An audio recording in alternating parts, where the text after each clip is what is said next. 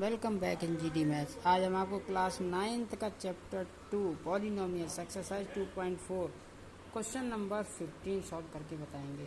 ठीक है, इस क्वेश्चन में क्या बोला है कि give possible expression of the following length and breadth of the length of the following rectangle in which their areas are given. तो ये एरिया दे रखा है इनका। एरिया क्या दे रखा है? Area equal to 25a² minus 35a plus 12। तो जब ये एरिया दे रखा है तो इसमें हमें ये बताना है कि लेंथ क्या होगी और ब्रेथ क्या होगी। तो कैसे पता करेंगे? इसके फैक्टर कर दो। कौन से मेथड से? मिडिल टर्म स्प्लिटिंग मेथड से, क्योंकि इसमें 3 टर्म है ना, तो ये मिडिल टर्म स्प्लिटिंग मेथड से सॉल्व किया जाएगा। तो मिडिल टर्म स्प्लिटिंग मेथड से सॉल्व करने के लिए हमें क्या करना पड़ता है कि जैसे यहाँ पे देखिए ये 25a², तो ये 25 का पहले इस 12 कॉन्स्टेंट नंबर है, ये 12 जिसमें मल्टीप्लाई करो तो 25 इंटू 12 कर दो। तो 25 इंटू 12 कितना हो जाएगा आपका? ये हो जाएगा 300। 12 60 12 या 24 और 6 30 300। अब ये 300 के ऐसे फैक्टर करो, इनका सम -35 हो जाए। ठीक है, तो देखिए फैक्टर करने के दो कई तरीके हैं। जैसे आप प्राइम फैक्टर से कर लेते हैं इस तरह से। 300 आपने लिख दिया, यहाँ पे 2 से काटा 150, फिर 2 से काटा तो 75 है ना, फिर 2 से काटा नहीं 2 से नहीं 3 से काटा 25 और 5 25 5 बन जाए 5। ठीक है, तो अब देखिए 2 2 जा 4, 2 2 जा 4 और 4 5 जा 20 इंटू, अब ये बचा 3 और 5, 3 5 जा 15, तो 20 इंटू 15 कितना हो जाएगा? 300। लेकिन हमें चाहिए माइनस का 35 चाहिए, तो ये दोनों निगेटिव लेने पड़ेंगे कि -15 और -20। -15 -20 ही कितना होता है? -35 होता है।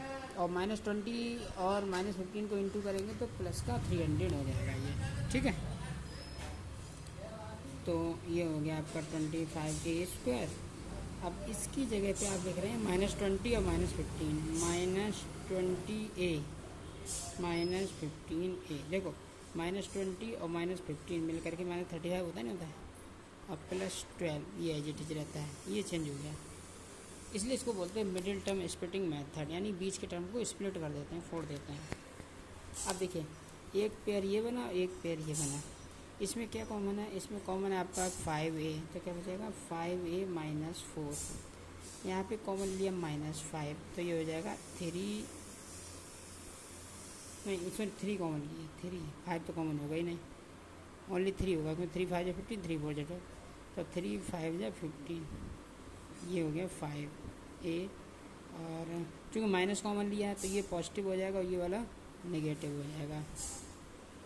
एक बात हमेशा ध्यान रखिएगा, जो इस फर्स्ट ब्रैकेट में वैल्यू होगी वही इस सेकंड ब्रैकेट में वैल्यू होनी चाहिए। अगर डिफरेंट आ रही है तो इसका मतलब कहीं गलत हो गया है, इस बात का ध्यान रखना। You have to take an attention.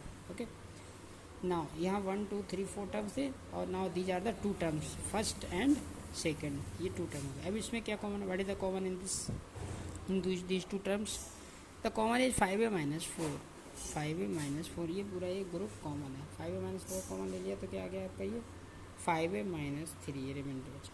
ठीक है, if 5a minus 4 equal to 0, नहीं सॉरी, इसमें वैल्यू तो फाइंड करनी नहीं है, हमको सिर्फ ये बताना है कि इसमें लेंथ कौन सी है और ब्रेथ कौन सी है। देखिए ये 5a माइनस 4, ये 5a माइनस 3, तो लेंथ बड़ी वाली वैल्यू होती है। देखिए 5a माइनस 4 में ये -4 और ये -3 है, तो देखिए नेगेटिव नंबर में जो वैल्यू कम होती है वही बड़ी होती है, तो -3 ये वाली वैल्यू बड़ी हो जाएगी, तो लेंथ हो जाएगी 5a माइनस 3 और ब्रेथ हो जाएगी आपकी 5a माइनस 4।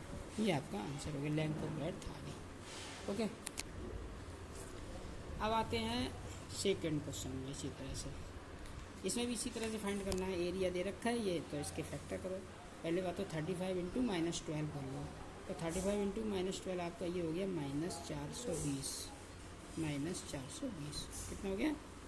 -420।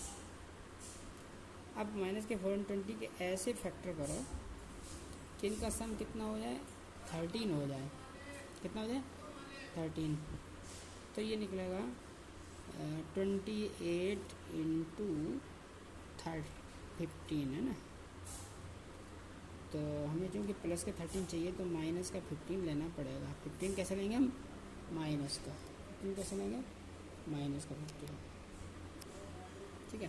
देखो 28 माइनस 15, 28 में से 15 गया 13 में से, और 28 इंटू माइनस 15 माइनस 420, तो हमारा ये सही है, ठीक है। ये होता है मिडिल टर्म स्प्लिटिंग मेथड।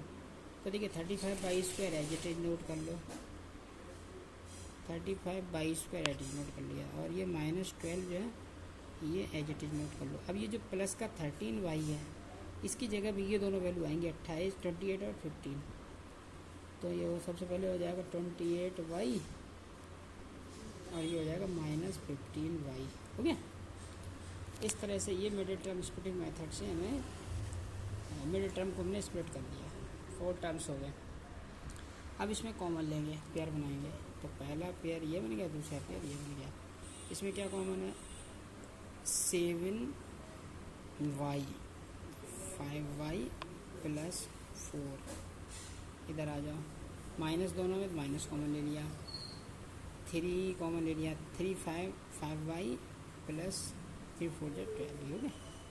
दोनों में क्या कॉमन है, अभी है 5y + 4, क्या बचा 7y - 3।